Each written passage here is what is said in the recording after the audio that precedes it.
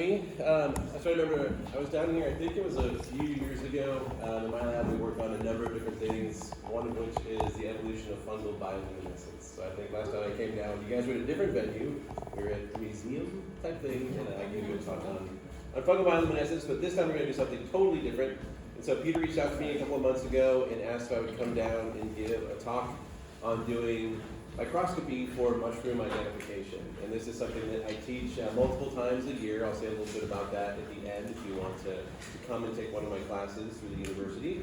But it's kind of one of the things that really got me into mycology, aside from the fact that fungi are just amazing things to go out in the woods and collect. Some of them are even more amazing under the microscope, right? They're even more charismatic and incredible and beautiful when you get them magnified 200 or 400 or 1,000 times. And so tonight I'm going to give you the real basics of what it means and how you go about doing microscopy for mushroom identification. And then at the end, I'm going to try and do a little demo here. So I've got a dissecting microscope and a compound microscope, and I'm going to kind of teach you how to make sections of tissues of fungi, and then we'll get a chance to see them under the microscope as well. All right? All right. And so what we're going to be talking about, this is basically, and I know it's kind of hard to read on that screen, but there's a lot of fungi out there, right? You can all read that, can't you? Right. So there's a few at the end. And so you can't see it where you're seeing, but this is Mycoscope. This is our mushroom-forming fungi. So we're really going to talk about techniques that you would use to approach, how do you take a fleshy mushroom like this and go about looking at it under the microscope, and what is it you're going to see. But everything I'm teaching you tonight will also work for our macroscopic ascomycetes as well. So there's like an elephant saddle over on the table. So your morels, your other, your cup fungi, your orange peel fungi, these techniques will all work for those as well. Okay? And so when it comes to fungi, we know that we typically identify macrofungi based on the anatomy of their reproductive structures, right? This is what we're all interested in. We're going out and we're looking for these mushrooms. And as you all know, that's really just it's like an apple on an apple tree. This is what the fungus produces when it's ready to go through sexual reproduction. We just happen to be in the right place at the right time, and we catch them in the act, right? We collect these mushrooms, and then we get them home and we try and identify. Some of them are really easy, others leave us quite stumped. And for a lot of groups, you don't need to use a microscope to get to a species level identification. I'm pretty sure if I showed any of you Boletus edulis, you could tell me what it was with one eye closed, right? So you would know that mushroom. But what if you found another bolete that you'd never seen before, and it didn't look like anything, in mushrooms on the Redwood Coast or California fungi or something like that? The chances are, at some point, you're going to have to rely on using a microscope as a tool. And so what I'm going to do at the beginning is walk through the different sort of tissues that we look at in mushrooms and show you some pretty pictures of what they look at under the microscope. And then we'll come back and I'm going to tell you a little bit at the end about if you are interested in purchasing or acquiring a microscope. I'll sort of give you what I would recommend and sort of tell you what I would also not recommend you waste your money on, more importantly, probably. All right? And so if you've ever keyed out mushrooms using one of the various field guides we have, you know that you have all these macromorphological terms, things like the pileus or the cap. The hymenophore is the gills or the tubes on a bolete. That's actually where the sex is taking place. That's where the spores are being produced. Then we have things like a stipe, partial veil, or an annulus is another term for it. If you've got something like an amanita, you might have a vulva down at the base, and then a lot of mushrooms will also have some mycelium, that they're using to adhere to the substrate. It's pretty basic. For each one of these macroscopic tissues, we can dive in and we can look at the microscopic or the micromorphological features of those tissues. And just like any good science, mycologists have created a whole bunch of difficult names to remember, just to make us sound like we're more intelligent when we talk about things. Right? So on the pileus surface, if we look at that tissue, so it's sort of like your epithelium or your epidermis, right? That outermost layer of cells that you have on your body. Fungi have the same thing on their cap. We call that a pileopellis, right? And that's just that outermost covering. Underneath that pileopellis, so the meaty part of the mushroom, that's called the context. And we refer microscopically to those tissues as the pileus traina. And when we move down through the mushroom, we're going to see that term repeated again. When we get to the hymenophore, which again is where the spores are being produced, so the gills, the pores, the tubes, we can break that down. So the hymenium is going to be the actual cells, or the actual layer where the reproductive cells are being produced, and I'll show you photos of that in just a minute. And then we also have something called lamellar trema, and of course, as I said before, the spores. And I'll show you a photograph of that in just a second. When we get to the stipe, we also have a surface layer, just we call that the pileapellus. The stipitapellus is the outermost layer of cells of that stipe. And then, again, we see the stipe context. We can break those up. And so if you were to cut through the stipe of a mushroom, typically you'd see that there's two different types of tissue in there. In the middle, you're going to have these big fat cells, right? And then on the outside, you're going to have these very narrow sort of tubular cells. And so we oftentimes refer to those as the medullary, meaning inner, and cortical, meaning outer tissue layers, okay? So if you pick up a very technical field guide, you might read something that says pileapellus and ixocutis, right? And so you need to either go to the glossary and look those terms up, or you just basically learn them with practice. And so what I always recommend for folks is, don't get discouraged. If you're going to be flipping through the glossary a lot or asking a knowledgeable person a lot, what does this term mean, or where do I find this structure? But you'll get it in time. It all just comes with practice, just like any other, art or skill. And so when we go through and look at this, we're also going to do things like we're going to look at the size of the cells, the shape of the cells. Some cells have ornamentation on them, all sorts of fun things that you might have to look at. And I'll show you some photos. And so the way I like to approach it is we'll start at the top. So we're going to start at the very top of a mushroom, that mushroom cap, the pileus, and we're going to work our way down through the gill, and then we'll work our way down through the stipe. Okay, so looking, excuse me, my allergies are killing me. But this picture, what you are looking at, I know it's kind of confusing, but you are looking dead on at a mushroom gill. And so imagine this is a giant mushroom, and this gill is coming straight out of the board towards you. And then we took a big sword and just cut it, in half, and you're looking straight on at it. Or you can think of it, this is from Michael Coe's website.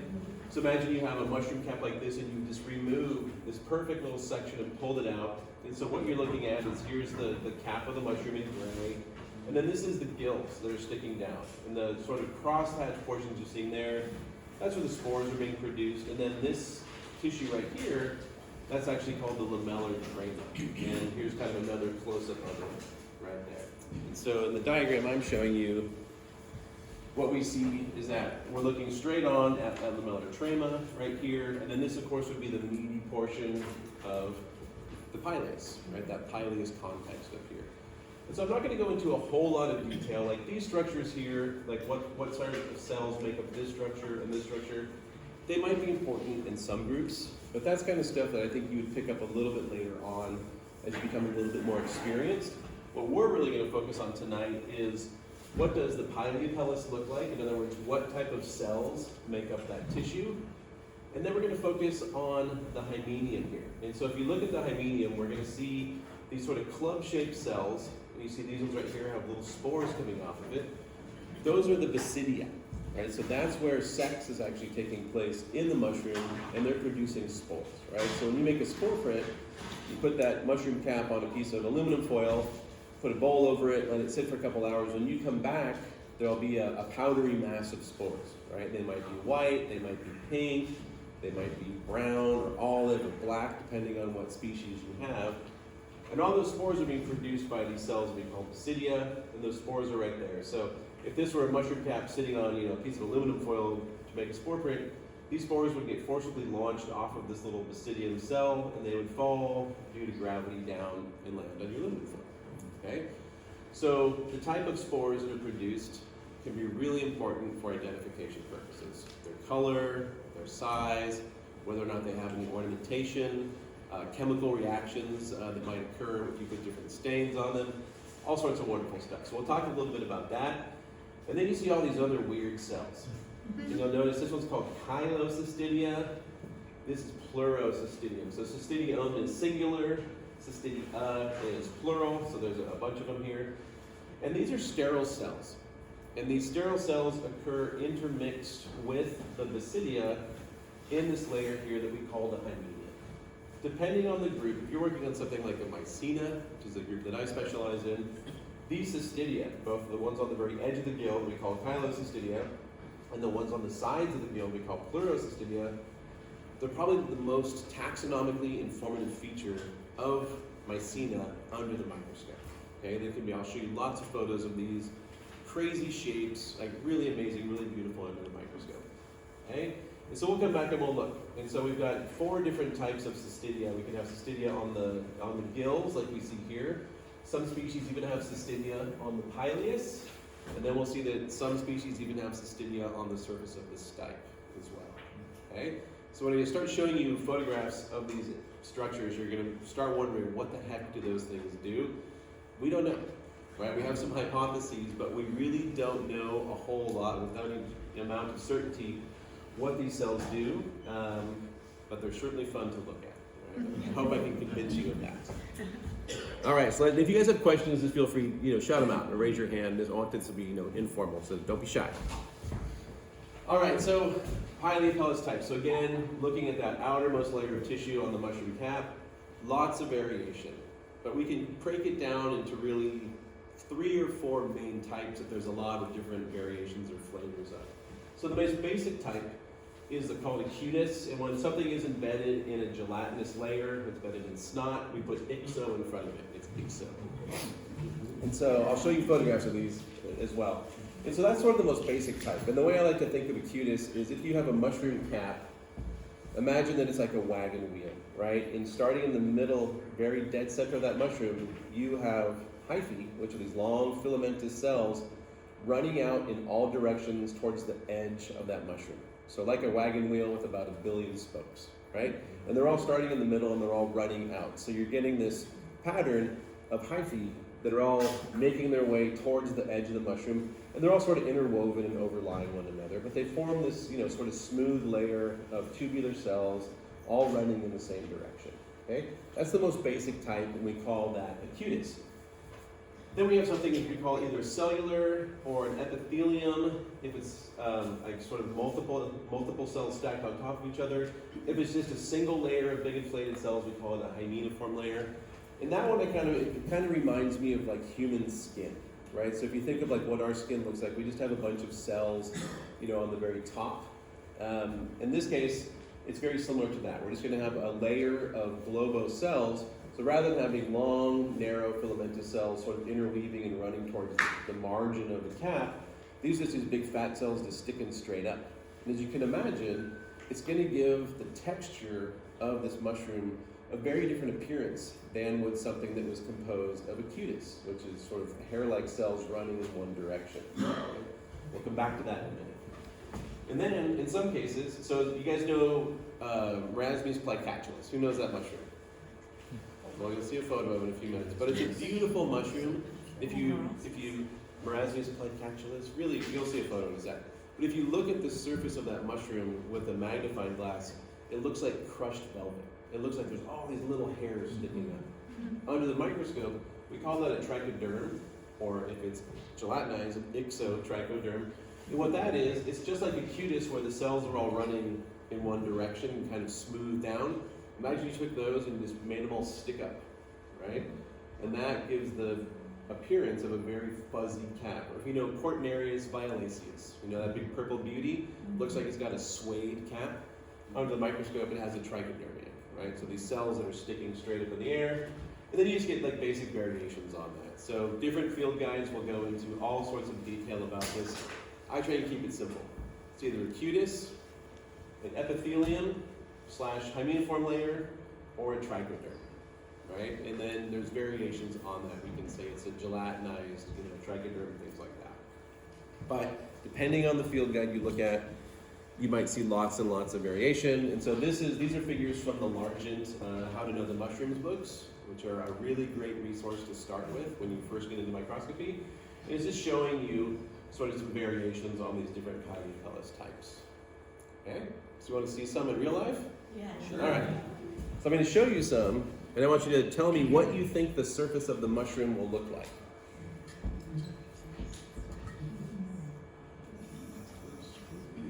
So this is a Mycena, and this one is a cutis, right? So we get these hyphae, and these are what I mean by these long, narrow, tubular filamentous cells. These are hyphae, and they're all sort of running in the same direction. And so you can imagine these are starting in the middle of the cap, and they're running towards the margin. But in this case, it has these crazy side branches which stick up. They, basically sticking up in the air. But keep in mind, these things are like, it's a couple of microns. Is this stained? Is this stained? It's not stained, but what we'll see is that it would kind of might have something like a bloom.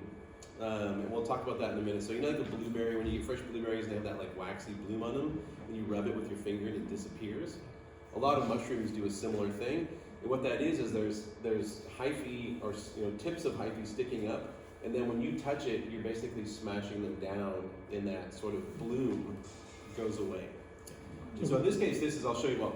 Here, which Mycena is this? Oh, I'll show you. Oh, okay. This is a Mycena here. And so again, this was just to remind you what we're looking at. So here again, we're just looking at that very outermost layer, a couple layers of cells there. And then this one is Mycena boliformis. This is a species that I described from California a number of years ago. It's kind of hard to see on this projector and the screen, but it kind of looks fibrous, right? Yeah. If you look at that, it kind of has a fibrous appearance. So you can imagine if you had a magnifying glass and you looked at it, it would kind of look like a bunch of fibers just sort of interwoven and running from the center out towards the margin, okay? So with practice, you'll be able to pick up a mushroom, and even without using a microscope, you go, oh, that's a cutis, and I have one over here, look at it, it's perfectly smooth, and I'd say, oh, that's an epithelium. And I can tell that just because the difference in the texture of the mushroom cap. Okay, so that's what a Mycena would look like under the scope. How about this one? So again, this is another cutis, but this is a cutis where all the tips are sticking straight up in the air, and this one we would call a trichoderm. And so it's sort of like that blueberry effect I mentioned, where you get a bloom on a blueberry. We see a similar thing with a lot of mushrooms. So this is Clitosobe glacialis, which is a really common spring snowmite fungus with us. And see how it's all whitish gray? But you can see where underneath that whitish gray you have darker brown colors. That's where the mushroom is pushed up through the soil, and during that process, it basically combed its hair, if you will. It smoothed out that trichodermium, and so all those things are now laying down, and it makes that bloom disappear. So you can walk up to this, and I could just take my finger and go, and it would totally change the color of this mushroom, and it would all be brown, and that sort of grayish white bloom would go away. Okay, so again, based on that structure. And how about this one? This would be an epithelium, right? So sort of like our epithelium. It's just a layer of these big sort of globose cells. So you think that would look fibrous? No, it's more smooth. Probably be smooth, right? And so this is something like an Microscope. So the photograph is a Panulina, but I didn't have any great Panulina photos. But if you look at an Microscope growing in the grass here, and you look at it, and we got a nice one up here, it's really, really smooth on the surface. And as it starts to dry out, really characteristic of Microscopes is that when they begin to dry out, that you get these cracks developing. And those cracks develop because those big globose cells are all shrinking and dehydrating, and they pull apart as they shrink, and it reveals the piling's context below. So that's what you're seeing in that sense. And then how about this one? So this is what we call broom cells. And these are a little bit crazy. So this is sort of like a palisade, which is just a single layer of big inflated cells. But at the tips, and this is a terrible photograph, I apologize. At the tips of those cells, there's all these finger-like appendages sticking up. So imagine it's just like a bunch of hands like this, sticking up all over the surface of that mushroom. Right? So this is Marasmius plicatulus. And so if we look at it, if you look at this one, you get this beautiful sort of like microscopic crushed velvet looking surface, and it's the one that water droplets always beat up on. And so because of that structure of the pileapellis, water droplets don't soak into it. They just sit right on top of it, and then they beat up and they roll off. So in this case, this is probably something that evolved to allow these mushrooms to persist out in really rainy conditions and not get beaten down and waterlogged. So it's basically water repellency for the cap of this mushroom, which makes perfect sense because on the underside of that mushroom, that's the business end, right? That's where it's making all of its spores. That's where it's having reproduction. Isn't this fun? And what about this one? What do you think this mushroom looks like fresh? So this would be an trichodermium, so all stages left and embedded in a gelatinous matrix. And so this isn't one that we have here. I'm cheating. This is one from the this is one from the tropics. This is Udamanziella, but you can sort of see in the photograph that the whole cap of this thing is just covered in this big layer of slime. Right? And so you get, in this case, it's a trichodermium, but it's just embedded in this big layer of snot. So pretty fantastic under the microscope. All right, so enough of the pileopellets. Let's talk about basidia now. And so in the mushroom-forming fungi, so you know your boletes, your agaricus, your russula, your lactarius, your mycena, your marasmius, everything I've shown you so far, they form something called holobasidia. And this is sort of the basic type. And so again, this is the cell where sexual reproduction is occurring. I'm not going to go through the life cycle of fungi, but this is where karyogamy and meiosis occur, right, which is the hallmark of sexual reproduction. And then those nuclei get packaged into the spores, and those spores get forcibly launched off of these little things here they call sterigmata, and those get dispersed by wind and water and gravity, right? So this is your typical mushroom is making these spores. They fall out the bottom of the gills due to gravity, and then air currents either take them away, or they just fall all over the ground beneath, where they might germinate and grow and continue, you know, more growth for that individual mushroom. And so when we look at these basidia, they're going to typically be this club shaped. So we call these clavae, which is just a fancy way of saying club shaped. And they're going to produce these 4 spores at the end. Sometimes there might be 2 spores, right? So we have a lot of species that are 2 spored. So Agaricus bisporus, right? Your favorite white button mushroom for the grocery store. It produces 2 spores per basidium instead of 4. And then there's some out there that have 8, right? So we even have species that produce 8 spores per basidium, which is pretty wild. But this is the more common type we're going to see. If you get into looking at jelly fungi, you're going to see some really cool ones that look like this, or even like this. We call these ones tuning fork basidia because they look like a tuning fork. And then these ones are basidia that it's basically, you still get 4 sterigmata, but they're longitudinally separate from one another. So rather than forming a club-like shell, club-like cell with 4 little, you know, little spines at the top, it just produces these single long things that are all embedded. And these are, of course, if you think of our jelly fungi, these are going to be embedded. So think of like witch's butter, something like that. Do you know where the spores are produced on witch's butter? Right at the surface.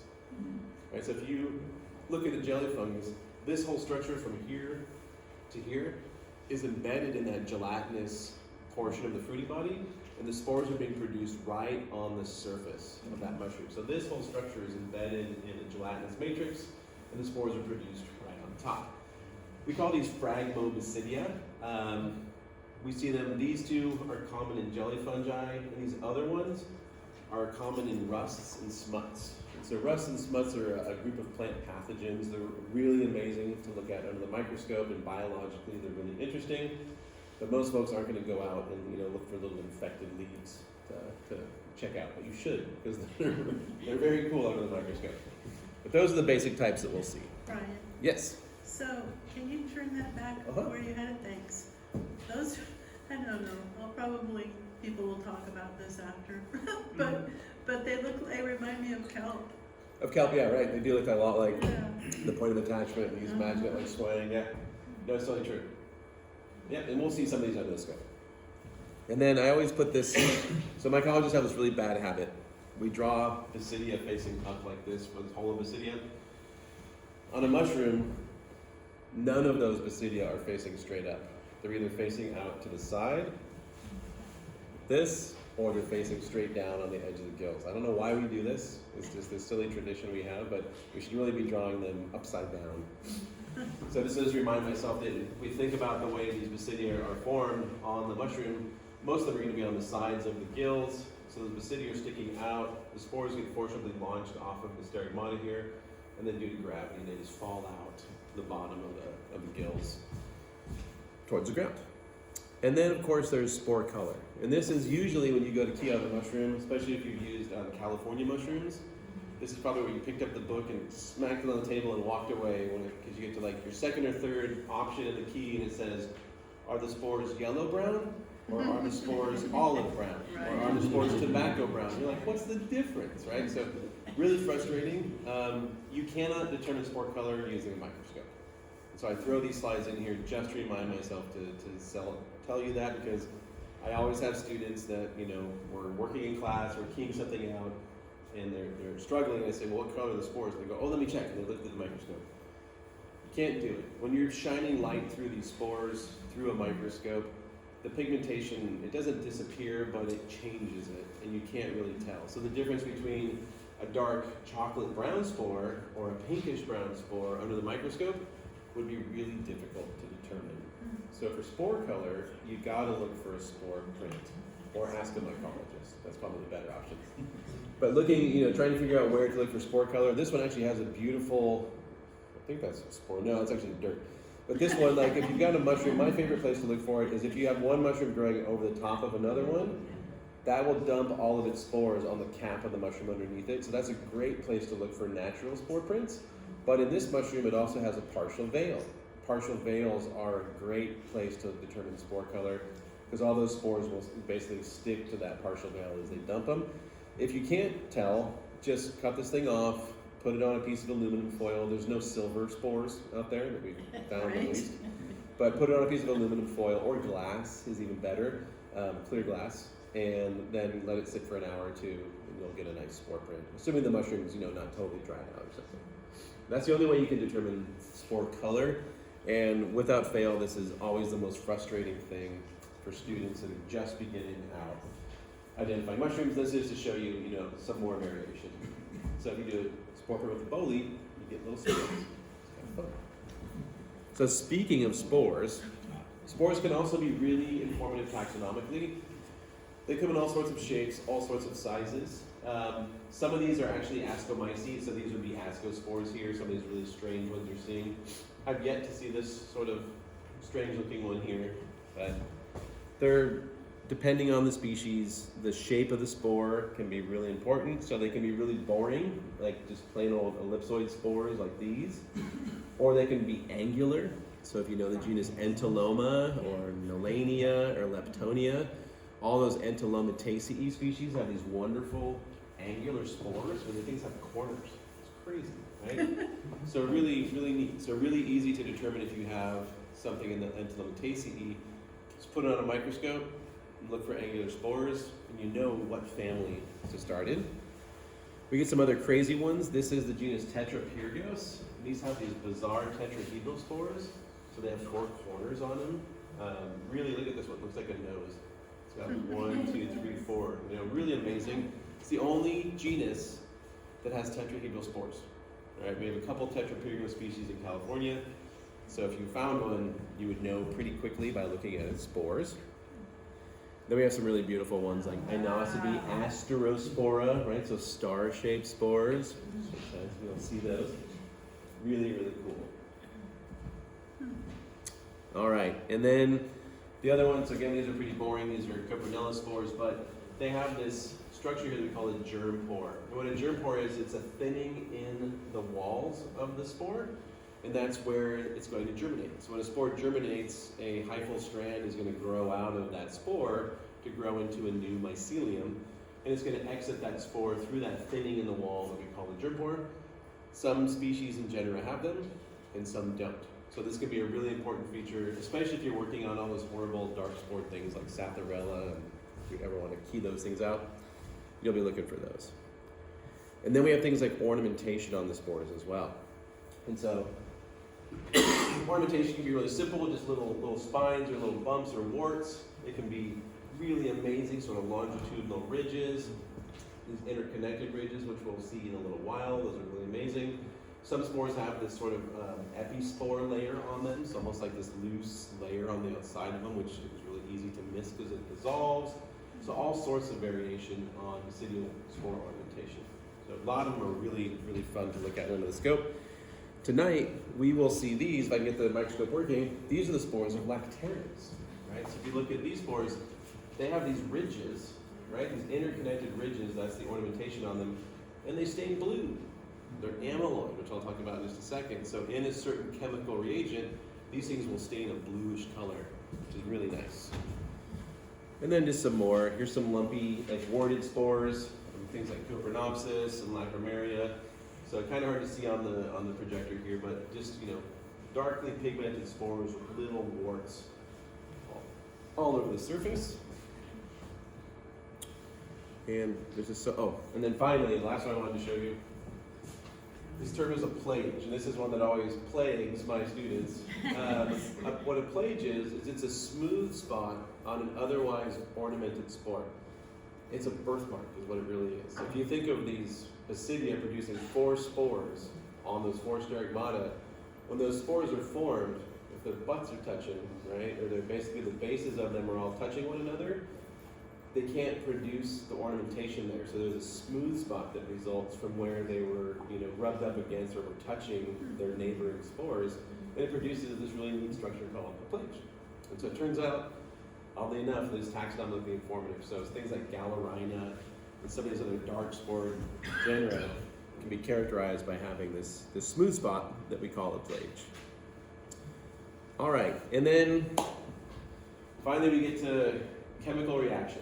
And so in mushroom-forming fungi and in ascomycetes, one of the things you'll always be asked to determine in the keys is whether or not the spores are amyloid or dextrinoid or inamyloid and non-dextrinoid. In other words, there's no reaction. And Melzer's reagent is, who knows what Melzer's is? Who's begged someone for Melzer's in the past, right? So Melzer's reagent is, it has chloral hydrate in it, which is a controlled substance, right? So no one, well, technically you can just buy it on eBay nowadays, but technically you're supposed to have a license to actually acquire Melzer's reagent because chloral hydrate is what's in knockout drops and things like that. It's a clearing agent. So what it does is it removes all the pigmentation from the walls of the cells we're looking at. And then there's basically potassium iodide in here, and that will stain different polysaccharides in the walls a different color. And so if we get a blue reaction, that's staining basically like amylose-based sugars in the wall and turning it a blue color, so we call that amyloid. And if we have sort of dextrose-based sugars or polysaccharides in the walls, we get this dextrinoid reaction, which is red. Okay, so those are really important. This is something that is for folks just starting out. Getting your hands on Melzer's can be really challenging, so get to know your local mycologist and bring them a bottle of wine or whiskey, and they will gladly hand you some Melzer's. So most of us have access to chloral hydrate, so we can make this stuff. I've heard rumors that you can just go on eBay and buy chloral hydrate from China, and it comes in a box that doesn't say chloral hydrate on the outside. It comes in an unmarked box, so the Postal Service doesn't know what you're getting. So I know a lot of folks have been acquiring it through that route of late as well. And so this is an important one, and unfortunately there's no way around it. There's no other substitute for Melzer's that really works very well. And so this is one you just have to ask, other people that might have some. How long does it keep after you? Forever. So yeah, so what happens is because the chloral hydrate, like the dropper gets all crusty and hard, so you constantly have to replace the droppers. But a single bottle of something like this could last you your entire mycological career, unless your students spill it on the counter, which seems to happen every year in my class. So, yeah, it's a hard one to get. All right, and then the final structures we'll talk about are probably the best, saving the best for last. And so these are cystidia. Again, these are these sterile cells that are going to be differentiated from the other cells that make up that tissue. And we have basically 4 types based on where they occur. So pileocystidia are on the pilea surface, they're going to be part of that pilea pellis, right? Caulocystidia are on the stipe. Right? Why do we call them stipidocystidia or something like that? I don't know, but they're called caulocystidia. Those are on the stipe surface. And then the 2 that occur on the lamellae, pylo, are the ones that are going to be facing towards the ground. They're on the very edge of the gill or lamellae. And the pleuros are the ones that are sticking out on the sides, like that. And so based on those locations, that's what we call them. And then there's lots of different flavors of them. Don't worry about learning those terms, that comes with practice. Like if I asked, 99% of mycologists, if I said, what's a lamprocystidia? They just go, it's a cystidia that has thick walls. So, some of them are obvious, some not so much. But these are really fun structures to look at under the microscope. They come in all sorts of sizes and shapes and ornamentations. For certain groups of mushrooms, these are the most taxonomically informative structures you can find. So Mycena sort of takes cystidia to a whole new level. They produce just crazy looking cells. So they're really fun, really nice to look at under the microscope. And so just a few pictures to get started out. So They can be very basic. This is a leptocystidium, which just means it's got thin walls, but really bizarre shape to them. This one's kind of shaped like a bowling pin that you see here. That's in a conocoby. Some of them have crystal incrustations at the ends. We call those metuloids if they have these incrustations. So these are on the edge of the gill. These are basidia right here, and those are basidia spores. And then these big old honking sterile cells with little calcium oxalate crystals at the tips. So you said Are no one really knows the function of these, but there's some hypotheses. What are some hypotheses? Yep, and so I was just going to mention with these ones. So looking at this is calcium oxalate. Calcium oxalate does not taste very good. It's really, really sour, right? So we hypothesize in ones like this that these are probably preventing little arthropods from chowing down on the gills of the mushroom. So in many cases, they might produce compounds that are distasteful to the potential insects that might eat it, or mollusks or things like that. Some of them are, I think I have a photo, the next photo. These are called CT, and these are these thick-walled, pointed ones. You probably imagine what those probably do. They're probably very sharp and prevent a little creature from eating that gill. They'll get a mouthful of spines, basically. So some of them, it's pretty, we think we have a pretty good idea. When you see the ones from Mycena, they look like clown balloons in some cases. They're just these like crazy, bizarre structures, and it's really hard to hypothesize what they might be doing. Others, these are gliocystidia. So again, these things are covered with these resinous contents, and so these are probably producing like alkaloids or things that taste bad to little critters that might be eating them. So certainly a possibility there. But then we get to Mycena. And in Mycena, we get all sorts of crazy shapes. These are these big, massive, inflated cells, and they just almost look like an inflated, like rubber glove, just little like finger-like projections sticking up all over, in the air. These ones are these clavate cells with little nubbins all over them, and then these long, single, tapered necks that stick out. These are the balloon animal ones. They just these crazy, bizarre shapes. Is this at that Metzger's stain on it? No, so this is another stain that I'll mention. This one's called Congo red. Oh, I think so. And this is one that, basically it stains tissues and makes it more easy to see. It creates more contrast in your slide. Yep. You can tell I have a thing for cystidia. And this is my title slide. This is the edge of a gill. This is Mycena sanguinolenta, the species you might know. But the entire edge in this case is composed of these cells.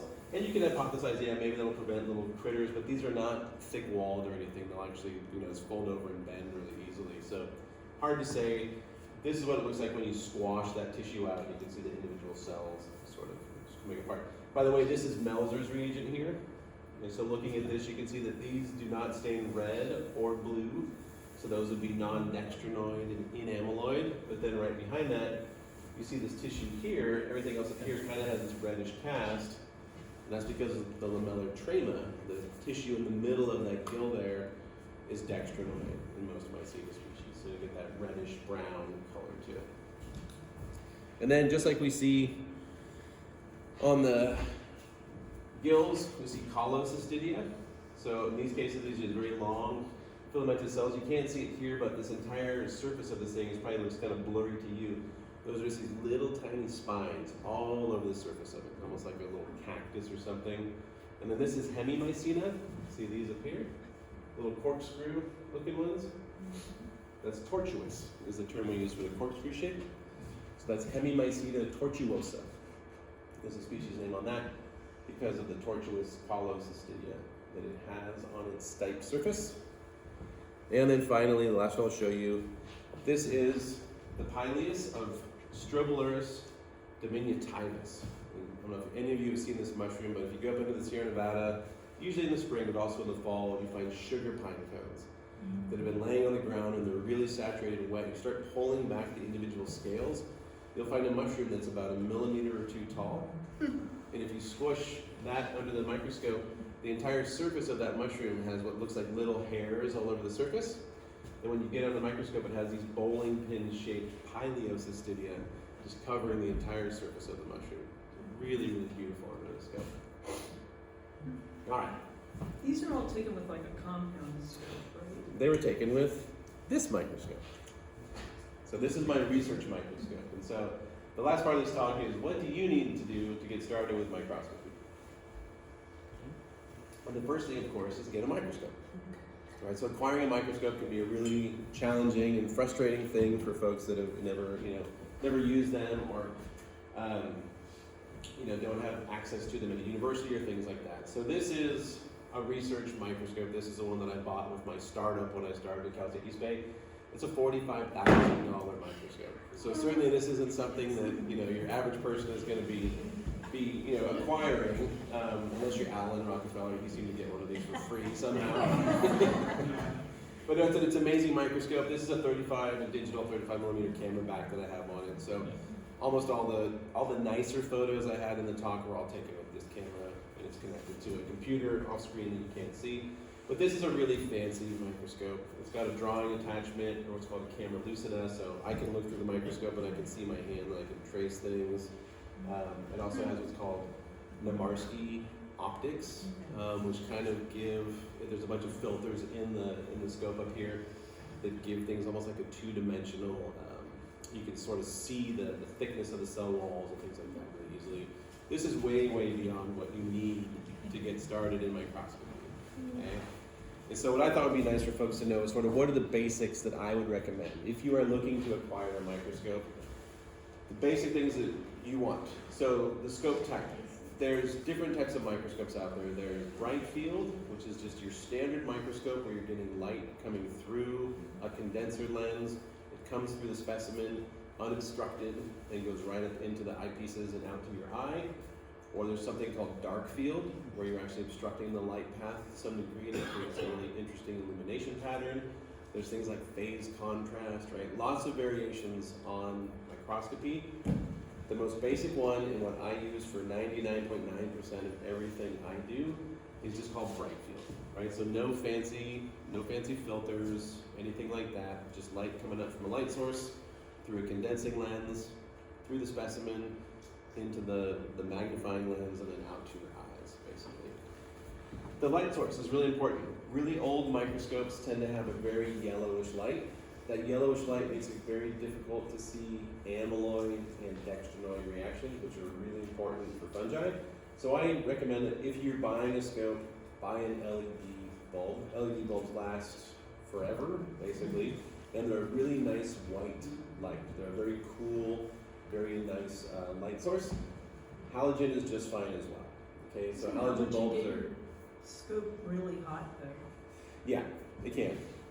So you always gotta make sure you turn your light source off when you're not using it. Probably the most important thing when you start using the scope. And then halogen bulbs are great. They're way better than an old school incandescent bulb. But halogen bulbs blow a lot. They can get really, really hot. And so like the old scopes that I use in my teaching lab, they're all halogen bulbs. And they're old, so every once in a while a student will turn on the scope and it's set at full power and pop, it just blows the bulb. And so you kind of have to have a number of them replacements on hand. So either of those is totally fine though. And the newer microscopes with halogen bulbs are a really nice, cool light. Objective lenses. So I recommend 4, right? So 4x, 10x, or 40x to 100x. And then for the eyepieces, so these are the objective lenses here, right? Those are the ones that you turn to look at the specimen. These are the eyepiece objectives up here. And so when you're trying to figure out your magnification, you've got the magnification of your objective times your eyepiece. And so if I had my 4x lens in place here, I magnify 40 times, or 100 times, or 400 times, or 1,000 times. Okay, and so I don't think you ever need to go beyond 1,000-fold or 1,000x magnification for working on fungi, unless you're doing scanning electron microscopy or something like that. But for all intents and purposes of mushroom IDs, those are the basics you need. And so this morning I went online just to see sort of what's out there at the moment. And I found a couple things that seemed like pretty good deals that I would be comfortable telling someone to buy. And so Amscope is a company. They're all made in China, but a lot of people have Amscopes. This thing is an Amscope dissecting microscope, and they are $370 for this model, and it's pretty solid. Looking at it, it's got you can notice it has. I'll say what to avoid in just a minute, but this is 40x to 1,000x magnification, which tells me it has a 4, a 10, a 40, and a 100 power objective. So it's got all the objectives I want. This one is an LED light, so it's got an LED light source, which is nice. It also has the ability to move the condenser up and down. So this would be a totally suitable microscope to get someone started. This would be something I would be happy to use in my teaching labs, to use as a field microscope or something like that. So totally acceptable. If you go and look at the fine print on these things, should be showing you that, there it is. You can go and confirm. So on this one, this is just going and looking at the specs on this. So here's the lenses that it has. So the 4 lenses I recommended.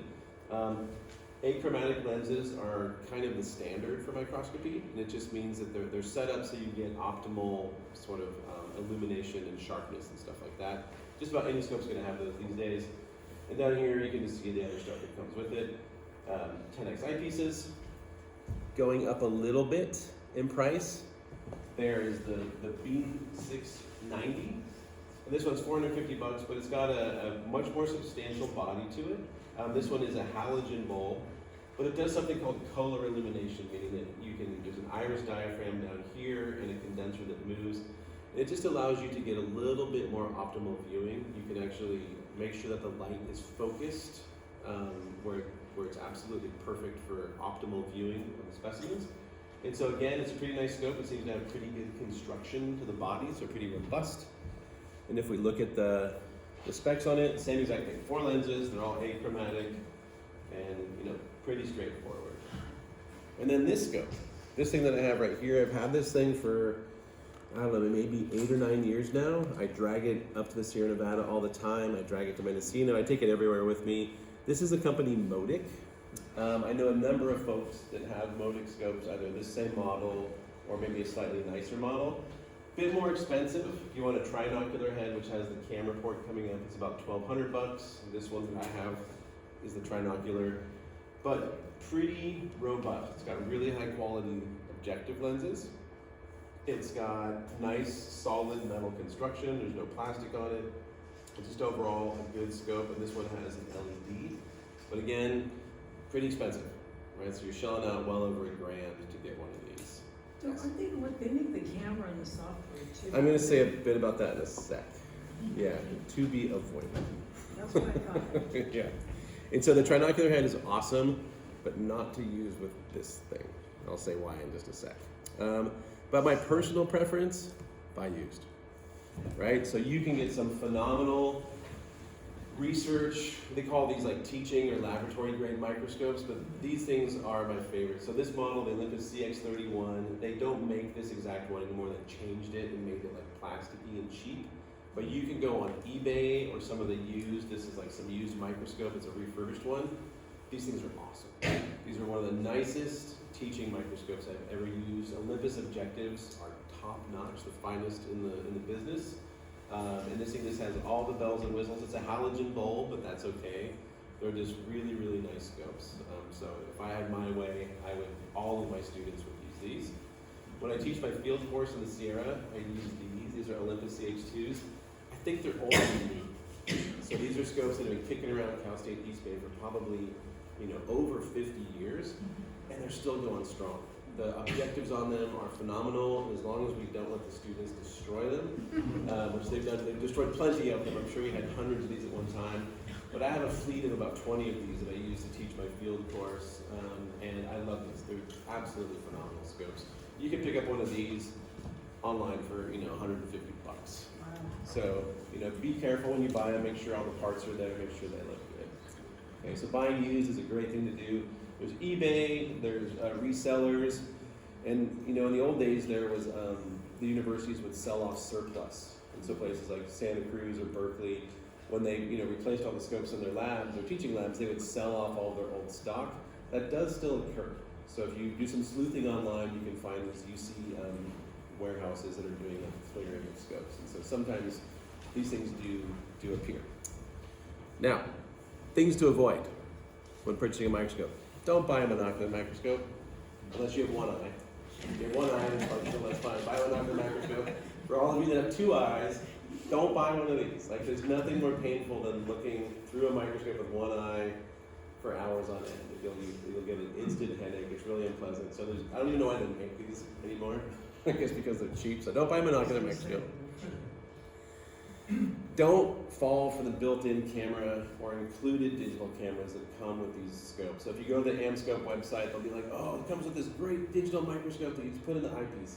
It is the biggest piece of crap you've ever seen in your life, right? They're total garbage. When I bought this thing, the guy said, oh, it comes with the Modicam, it's great. And I said, I don't care, whatever, just throw it in. As you'll see in a little while, this thing could be great, but it's terrible. It really does not do a good job. So you're much better off, if you want to take pictures, either getting a trinocular head and just putting a digital, like a 35mm digital camera body on it, or now they make adapters that have a high quality lens. You just basically pull out one eyepiece and you put your cell phone on there, and they're phenomenal. The other thing I find, it's much more pleasant sometimes to look at your laptop screen than Yes, to a lot look of people at- do. Yeah. So having video or Yep. something is just a lot nicer. And they're starting to make microscopes now that just have a screen on top, rather than, I'm just like, so a lot of people really do prefer to look. I'm old school, I still love to look through here. I think it's just a much higher quality image. But it's called lab something or other, but you put your cell phone on it and it has a high quality objective. And the results I've seen from those have been stunning, like really, really good as I can get with my super fancy one. Was there a question in the back or a comment? Oh, I was just gonna say, we have a scope at work that has one of the screens you're talking about, and yeah, the color isn't that great. Is that great? Okay, yeah, so I kind of figured. I figured over time it's also gonna start to fade and get wonky. As well as Facebook Marketplace and Craigslist are places Yep. that regularly see scopes. I think I get about $100 for mine several years ago. That's good. That I think. Yeah, and I will tell you that during the pandemic, someone stole 13 of these from my lab. So maybe you'll find one of those.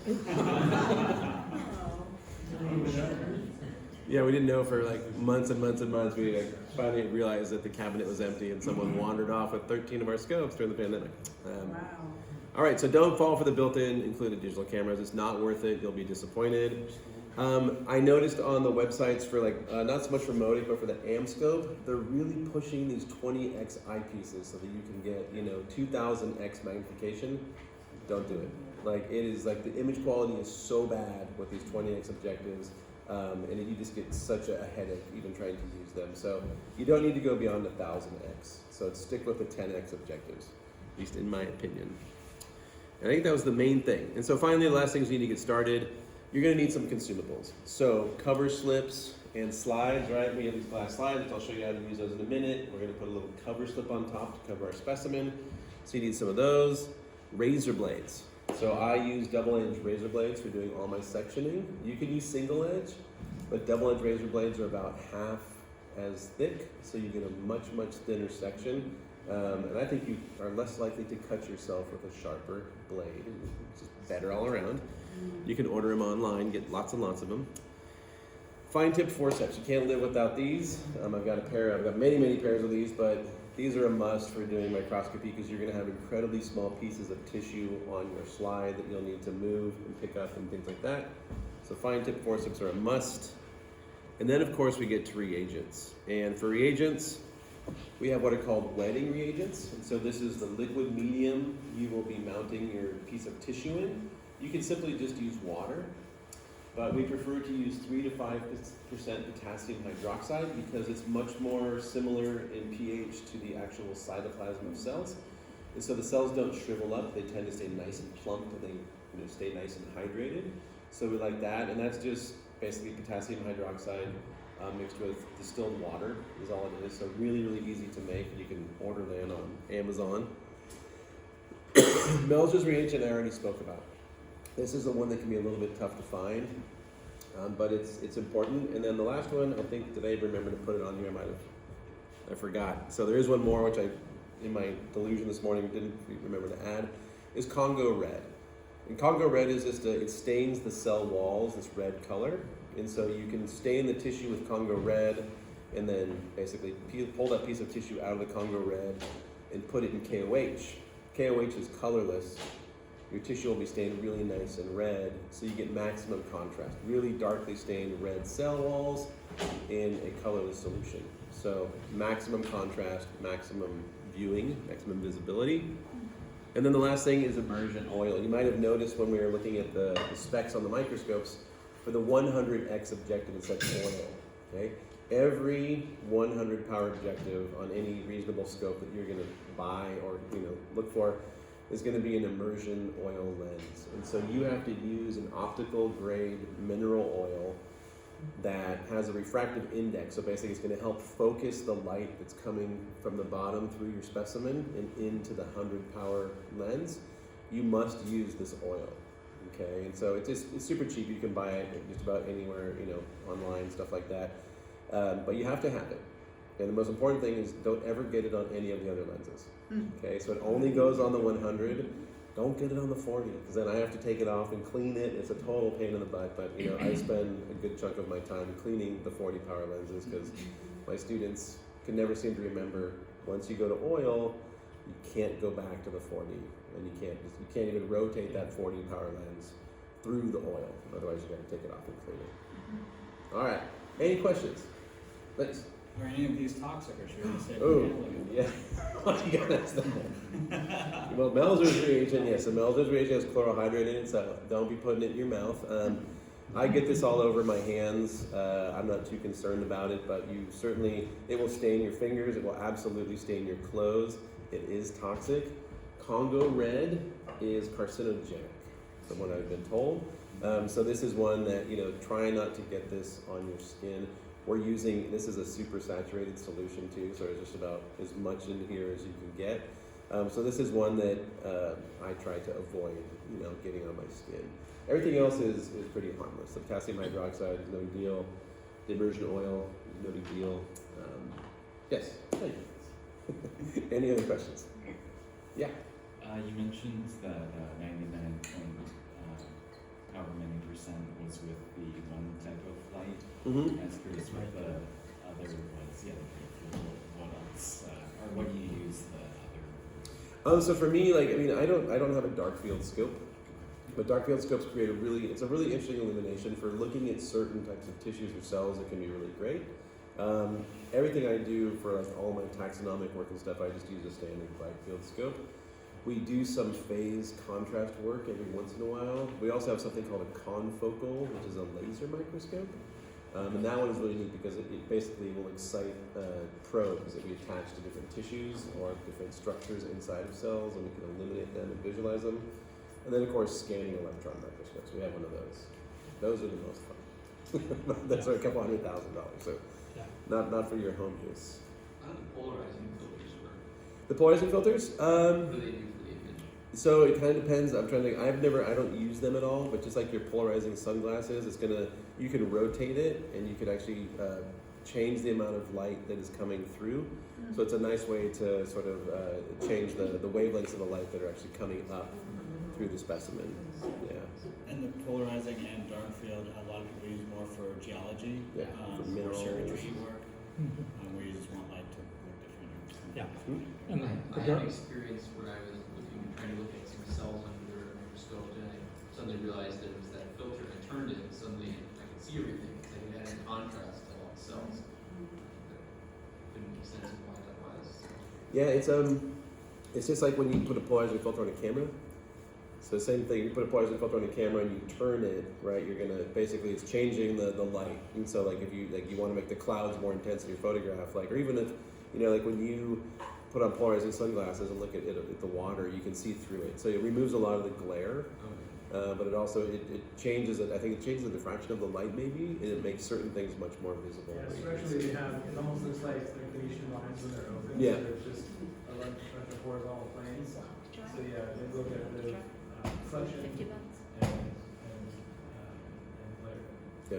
So I can see in geology especially where if you have surface Coming off light, of- maybe so you can't see into the stone, you would be able to see through the reflection. Yep. And dark fields, you can actually convert any of these, most bright field scopes, you can just get what's called a dark field adapter, and you put it over the condenser, and it kind of blocks the central path of the light, but the way the light is coming sort of around from the edges, it just changes the image quality a lot. And so for certain things, it works really well.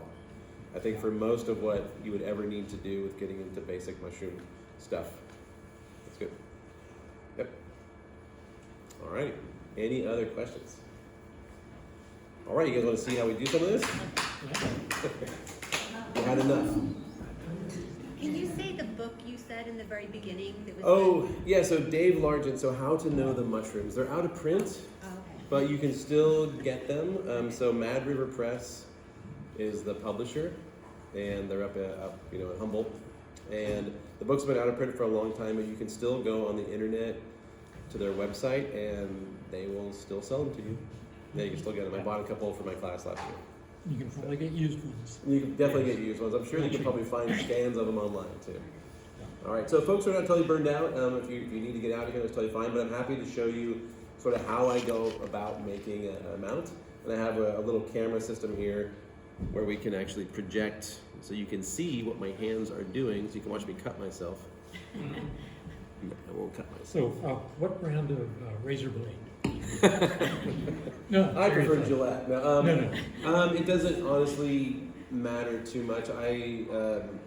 When I go online, I'm usually looking for whatever is cheapest, and I forget what these ones were. I buy them in bulk, and so I get these massive 60 packs of them. And this one, I think these are Wilkinson is the most common, and these ones are Gillette. Okay. So Gillette and Wilkinson are the two that I most commonly encounter when I'm buying them online. Yeah. So, all right, how's that look? See that? Great. All right. Is that dissecting scope or endoscope? It is an endoscope. Yeah, and it's not great. I don't know if this one was gifted to me recently. I don't know what this one would actually cost, but I was noticing tonight as I was using it, it's not great. It's really hard. I'm noticing I'm having a really hard time focusing on certain things. So it seems like the focal plane on it isn't very consistent maybe. So, all right. So what we'll do is I'll show you the simplest thing first, and of course, you see all this. Look at my computer screen. So these are microscope slides, and it's optical quality glass. So I really like this brand called Globe. We buy these. I have a case of them at work, but I like them because they're actually clean. A lot of times when you buy microscope slides and they show up, it says they're pre-clean, and you pull them out of the box and they're super dirty. Right? So Globe, I can attest to, they actually come out of the box clean. Kim wipes, which is basically this fancy lab-grade tissue paper. I usually just take my slide and just sort of wipe it off, get any dust off of there with fingerprints using one of these little Kim wipe things. Question, Ryan. Yes, Links. Should we use Kim wipes on our? You should. I know exactly what you're going to On say. our objectives on our other microscopes. Yes, and so one of the things that, if you need to clean the objectives on a microscope, the only thing you ever use is lens paper. So this is, although it says for all your wiping needs, that doesn't include microscope lenses, or I wouldn't even use it on my eyeglasses. You should only ever clean the eyepieces, or the objectives, or the surfaces of any of the lights or the condensers using lens paper. And so this is something that's guaranteed not to scratch. Okay? All right, so I'm going to do the simplest mount. So let's say I have a mushroom and I'm like, wow, I want to see what spores this thing has. And so this is a Lactarius, this little candy cap here, and all I'm going to do, can you all see that? I'm just going to go in here and pull off a chunk of gill. And so there's an old saying in microscopy. Oh, look at that latex coming out. Let's see that. In microscopy, less is more. And so what that really means is that the smaller the amount of tissues you put on your slide, the more you're going to be able to see, right? So think about what we're doing here is we're projecting light through a piece of tissue. The thinner that piece of tissue is, the more light is going to come through, and the more we'll be able to see. So getting a really big, thick chunk is always going to be less than ideal. I'm going to put Melzer's reagent on this specimen because I want to see if its spores have any amyloid ornamentation. And so you don't need much. You can always add more. So I like to just add a single drop. And in this case, I'm going to move using my fine tip forceps, I sort of move that tissue around a little bit just to make sure it's all covered in Melzer's reagent. Is that usually the first thing you always do, the Melzer? Depends on what I'm looking at. So some things I know, but yeah, usually, so when I first sit down and look at a mushroom, I'll actually make 3 mounts at once. Okay. So if I'm working on Mycena, I'll do what I just did, is tear off a piece of the gill, I'll do another section to look at the pileopellis, and then I'll do a scalp section of the stipe, so I can look at all those tissues. And then these are cover slips, and so these cover slips are kind of hard to read that. These the more money you spend on them, the happier you will be, because they will be thinner and cleaner. I really like the Fisher brand ones. I've been super happy with. So you can get these from Fisher Scientific. They're expensive, so share them. Order a case and split them with 20 of your friends. I like the 18 millimeter square ones because they're nice and small. But for my classes, I always give the students 22 millimeter square ones. Are a little bit bigger and easier to work with. You don't break them quite as much. So with experience, you'll probably find you like the smaller ones better. And then when I put my cover slip on, I use my forceps, and I sort of try to put the slide at a 45, I'm trying to make you guys see that, at a 45-degree angle. And then as I let go with my fingers, I sort of push it down with the forceps. It's hard to do it from this angle. What I'm trying to do is minimize the number of air bubbles that get underneath the glass, because air bubbles are bad. And then I take my forceps and I gently apply some pressure. People say, don't do this, you're going to break the cover slip, which you will. But you also learn to know what the tolerance of your cover slip is. In this case, I don't know if you can see this, I didn't quite fill the entire area under the slide with Melger's reagent, so you can add more. So I'm just going to basically put a droplet right along one edge, and then it'll wick underneath. Is there some reason you're setting it up on the edge of this, the one side of the slide? Yeah, it's a habit for me because I do 3 on a single slide. That's the other reason I like the 18 millimeter cover slips, is because I can really easily do 3 sections on a single slide. Yep. And you can reuse your slides. You can wash them. I don't reuse mine, but my students do. You know what I mean? They wash all of those when they're done. Your student, My students do. not you. But not me. Screensaver. All right, now we're going to switch over to this microscope. And you'll see, so I mentioned before that I'm very frustrated with this camera. It really depends on the projector and whatever, but tonight it's not doing an ideal job. So you'll see what I mean in a sec. I'll try and make it work as best as we possibly can here. Brian, do we have to use fresh specimens to make You these? do not. And so it's totally fine to use fresh material. I actually prefer to do my microscopy on dried material. So I just find it easier to get nice thin sections of dried material. And it's kind of just one of those things where I want to maximize my time collecting fresh specimens, and then during the off season, I can, there's no mushrooms out to be collected. I can work on my, preserved dried ones. Like So, dehydrated. dehydrated, Yeah. yep. So things that have gone on the food dehydrator, absolutely. All right, so I'm going to get this in focus to my eyes first, and then I will put it onto the. But when you have dehydrated specimens, aren't they thicker tissue? They are, but it's really easy to get nice thin sections. Yeah. It's actually easier to get a thin section of a dried, like say for a pileopellis. Uh-huh. Yeah. I think it's much using using dry material than it is using fresh material.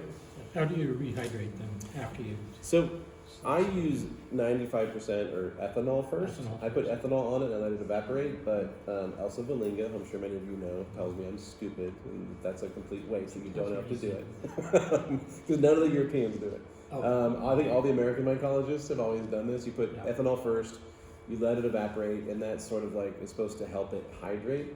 And then I go, I usually go straight to 3% KOH, and I let it rehydrate for 5 minutes or so, and then move on. Yeah. But yeah, Elsa says it's completely unnecessary to use ethanol. I think it helps based on my experience, but you don't have to.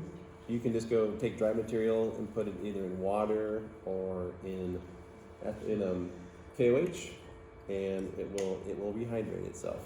I think somebody mentioned to me not to use KOH and then Meltzer's. Yes, and so there'll be a reaction. All right, and so this is what I mean. This is how frustrating this camera has been. So let me see. So what I want to do is I want to get this up to 100 power so that you all can see it. And so what you are seeing there. Oh, that's good. That's what I Oh, can there see we stuff. see. And so these are spores, and I know if you use your mycological imagination, you might be able to see that there is some blue ornamentation. Oh my god, it's really bad. It's better on my computer screen than it is on there. So what I'm going to do is I'm going to go up to 100 power, and hopefully that will give us a slightly better viewing of this. And what's fun also, if you guys are getting those spore prints, you get those spores in mass. I like to just, if I have some extra slides around, just stick them underneath. And then you've got your spores in mass, which then you can take them and put them in different color backgrounds to see what color you've got.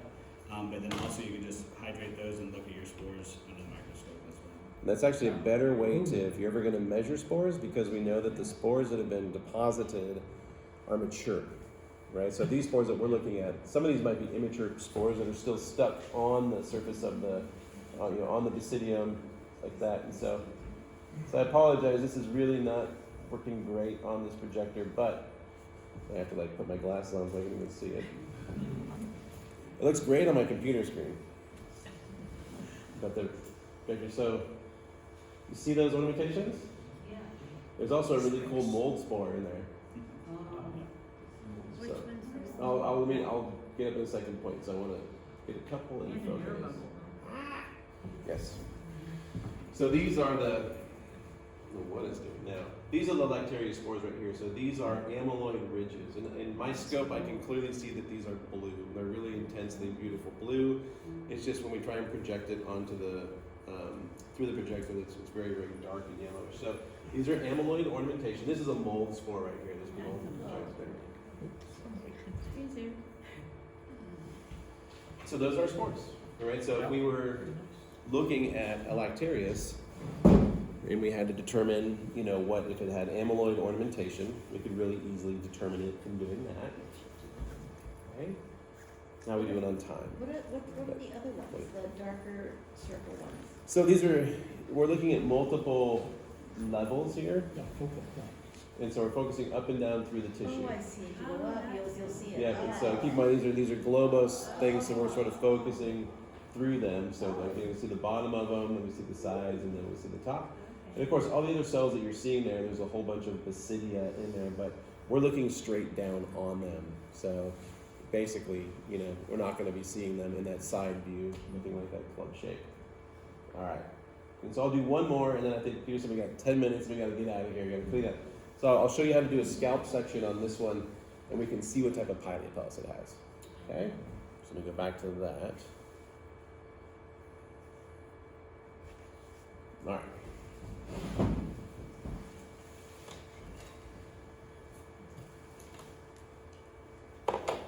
And so for a fresh tissue like this is, there's lots of different ways that you could try and look at the pileapellis. And you could, what I'm going to do is called a scalp section.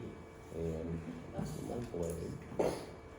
And for a scalp section, we are simply just going to take our nice, sharp, double-edged razor blade, and we're going to slice off a thin portion of the top of it. And so, how's that look? Can you see that? Yeah. It's okay? Let me turn this down a little bit. All right. And so all I'm going to do here is I'm holding this, and I'm going to put the razor blade along the side, and I'm just going to very gently slice off a little bit of that pilose tissue like that. That's actually way more than I need. It's way thicker than I wanted, but it's suboptimal working conditions here in dim light. And this time, we'll just mount it in KOH. That's actually a lot of tissue there, way more than we need. So what I'm going to do is get rid of some of it. Okay.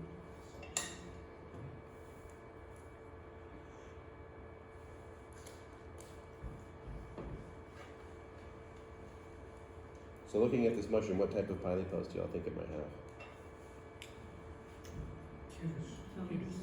Cutis? Let's see.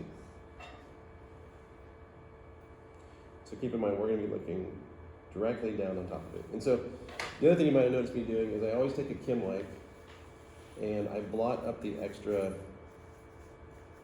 mounting fluid. So whether I'm using Melzer's or KOH or anything else, I dab the corners. And basically I do that because otherwise the cover slip is just floating freely. What we're trying to do is get the cover slip to adhere to this light surface. So mopping up that extra solution will help it not move around so much. And then we like to do something called a squash mount, where I'm going to take my forceps and I'm going to put some pressure on here. I'm going to squeeze a little bit, just until I see that tissue start to come apart. And I'm making things thinner, and I'm actually separating, pushing the cells apart. And that's going to make things a lot easier to see. All right, let's give this a quick look so we can get out of here on time. If you're worried about using the forceps, pencil eraser. Yep. Let me get eraser markings all over you. I've probably broken like 6,000 cover slips in my career so far, so it is possible to break them. All right, let me get this guy focus here. Let's see.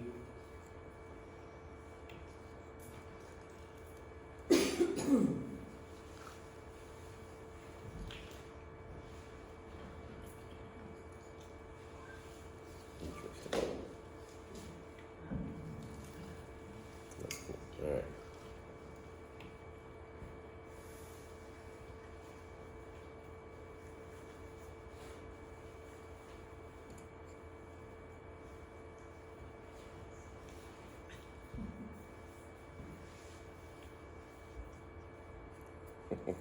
So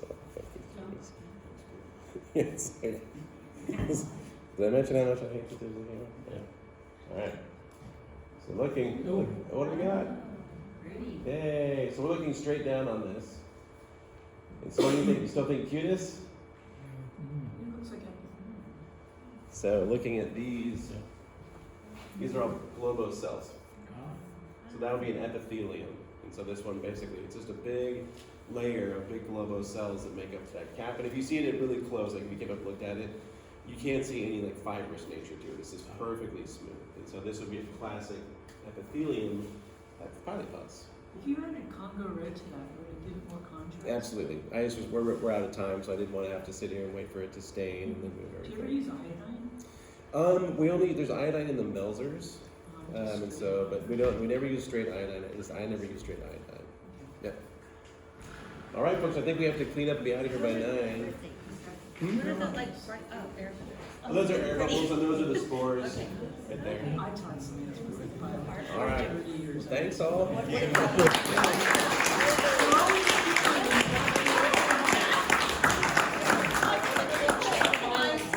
And I will say I forgot to mention one thing. Just for, I promised I would tell you, if you want to learn more, how can you do that? And so, I teach 2 separate courses. And then there's also spring fungi this year in Nevada, taught at San Francisco State's field campus the first week of June every year. And this year, for the first time, Allison Pollock and I are co-teaching a course on the slime mold June 8th or 11th. So find me if you want more information. Just find me and send Do me you an have email. scopes up in the field campus? Yep, I bring up a full set, 18 scopes. And everyone gets their own. The little place on the side, sweet your beer.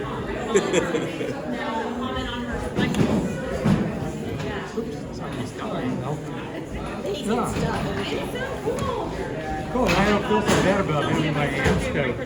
When you're looking down your nose and everything. I've never looked down at Amscos, but he's right. Those like 4 megapixel cameras they stick on are a joke. So bad. Well, Like you read the scope and you're like, why would you even put this camera on it?